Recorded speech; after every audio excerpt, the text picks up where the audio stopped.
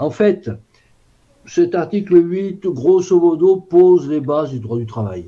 Voilà, il dit bah, il va falloir écrire un petit bouquin avec 1000 ou 2000 articles qui vont. Un petit bouquin qui. Ces articles vont codifier, réglementer les relations contractuelles qui vont s'établir entre les salariés et les patrons dans une entreprise. Alors, lorsque, effectivement, le mot travailleur est inapproprié, puisque là, il s'agit très clairement de salariés d'entreprise, donc il ne s'agit pas de travailleurs indépendants, par exemple, ni même des travailleurs que sont les patrons. Les patrons sont aussi travailleurs. Donc, le mot qui me paraît le plus inapproprié, celui qui, même plus que d'imprécision, me paraît vraiment inexact, il conviendrait de remplacer, enfin bon, c'est pas notre but de faire, mais si on lit tout le reste de la phrase, tout le reste de l'article 8 de façon attentive, on s'aperçoit que le mot travailleur n'a aucun sens. Manifestement, on veut parler des salariés d'entreprise. Donc, on nous dit que les salariés d'entreprise peuvent, ont la possibilité d'intervenir sur les conditions de travail de leur entreprise. Bon, là, un principe qui est posé. On nous dit ensuite qu'ils peuvent intervenir sur les conditions de travail par l'intermédiaire de leurs délégués. Bon, les délégués, on apprend simplement qu'il va falloir qu'on codifie dans précisément le droit du travail les procédures de nomination, de représentation des délégués. De façon très juste, tu as indiqué que la démocratie directe était évacuée de ce point de vue, puisque la participation des travailleurs, donc des salariés d'entreprise à l'intérieur d'une entreprise, à la détermination des conditions de travail, ne peut se faire que par l'intermédiaire de délégués. Donc, on est dans le système représentatif qui est décliné, le système représentatif législatif que nous connaissons. Les lois sont édictées par une minorité de citoyens. Ce principe est décliné au niveau de la micro-société qui est celle d'une entreprise. Dans cette micro-société, eh bien, c'est la même chose, c'est-à-dire que les citoyens de cette société ne pourront intervenir dans la fabrication de la loi, puisque les conditions de travail, c'est un petit peu la loi, le fonctionnement d'une entreprise, ne pourront intervenir que par l'intermédiaire de leurs délégués. Donc là, on a une logique qu'il convient de souligner, même si c'est une logique qui évacue la démocratie, en fait. Voilà. C'est une affirmation de la validité constitutionnelle de l'oligocratie. Et voilà. Alors maintenant, il manque peut-être, manifestement, il y a plus qu'une imprécision, une lacune, c'est-à-dire qu'à partir du moment où on nous dit que les représentants des salariés participent à l'élaboration du règlement intérieur de fonctionnement de l'entreprise, participer, tu l'as d'ailleurs tu l'as indiqué, on ne sait pas ce que ça veut dire participer. On ne sait pas si c'est à égalité de parole avec le chef d'entreprise ou pas. Voilà.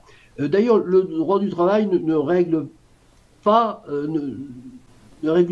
non plus de façon très précise cette incertitude. Et voilà, bon, on ne peut que le remarquer, le souligner.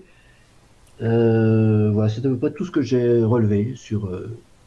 Oui, j'ai quelque chose à rajouter parce que je redécouvre cet article que je connaissais, mais quand on se met à le décortiquer, et tout d'un coup, il apparaît des choses qu'on n'a pas forcément vues au premier abord.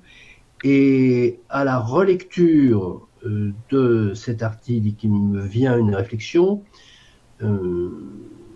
D'ailleurs, Jean-Charles a mis le doigt sur la base de cette réflexion quand il a parlé de gestion d'entreprise. Alors, quand on relit cet article bien, il faut voir que bon, donc, tout salarié, enfin tout travailleur participe.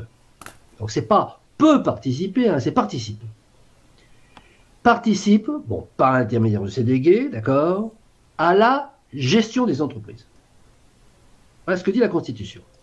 Bon, c'est quand même, c'est très fort. Ça veut dire que constitutionnellement, dans une entreprise, les salariés participent à la gestion. Enfin, peuvent participer s'ils le désirent. Ils participent par l'intermédiaire de leurs délégués, bien, donc là on est dans le système oligocratique, pas de problème. Mais moi je suis frappé par le fait que un article constitutionnel dit qu'une entreprise, c'est un endroit dans lequel il y a donc deux entités, on le sait, hein, c'est l'employeur et les salariés, et que les salariés participent à la gestion. Bon, alors, ça c'est, je veux dire, c'est pas une interprétation, c'est vraiment la lecture littérale de cet article. Donc, à partir de là, qu'est-ce qu'on peut constater? On peut constater que ça n'est pas pratiqué. Hein, les travailleurs ne participent pas à la gestion de l'entreprise. Donc, il n'y a pas une incohérence, ce qu'on appelle l'incohérence interne dans notre méthodologie d'analyse critique. C'est-à-dire qu'on n'a pas, en dessous de la Constitution, une loi qui dit les travailleurs ne participent pas. Non. On a tout simplement une constatation de la réalité qui est que les travailleurs ne participent pas à la gestion des entreprises. Donc, ce qu'on peut relever, c'est que cette règle très forte, qui est posée par l'article 8 du préambule, n'est pas appliquée. Voilà. Bon, alors après, chacun en tirera les conséquences politiques qu'il veut, mais je suis un petit peu surpris quand même, bon, n'étant pas un spécialiste de l'action syndicale et du socialisme, etc., je suis surpris que les centrales syndicales et les partis de gauche, notamment, n'appuient pas régulièrement sur cet aspect des choses en disant « nous voulons participer à la gestion ». Alors, participer à la gestion, c'est pas déterminer les conditions de travail, c'est pas le CHSCT, hein, c'est pas le comité d'hygiène, de santé, de sécurité entreprise. Il s'agit de participer à la gestion, donc d'intervenir dans le choix des achats, le choix des politiques marketing, etc. C'est tout ça les champs d'entreprise. Bon, donc, ça n'est pas appliqué. Pourquoi? On peut se poser, là ça devient politique. C'est pas appliqué. Alors moi, j'ai ma petite idée. Je pense que les centrales syndicales et les partis de gauche, que je viens de citer, n'ont pas envie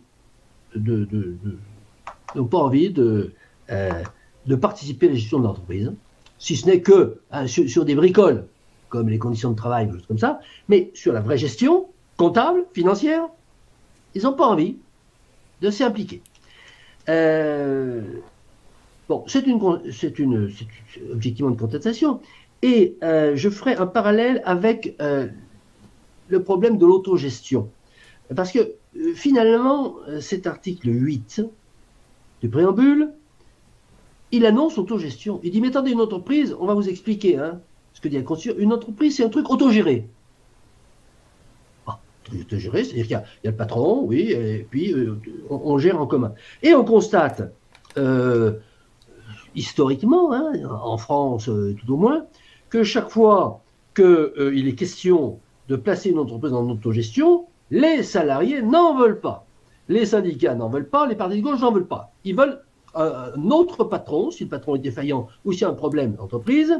Chaque fois que, d'ailleurs, les expériences d'autogestion post-68 Ardes, dans le Jura, l'IP, etc., bon, on a constaté que ça ne fonctionnait pas parce qu'il y arrive un moment où les salariés n'ont pas envie de s'occuper de la gestion de l'entreprise. Ils veulent que le patron s'en occupe, et puis que le rapport de force perdure, un rapport de force qui a finalement pour seul intérêt, du point de vue des salariés, d'obtenir, chaque fois que c'est nécessaire et que les circonstances leur sont favorables, une augmentation de leurs avantages sociaux, etc. Donc voilà un petit peu, brossé à traits rapides, non pas les conséquences, mais la face cachée en creux de cet article 8, tel que je le vois.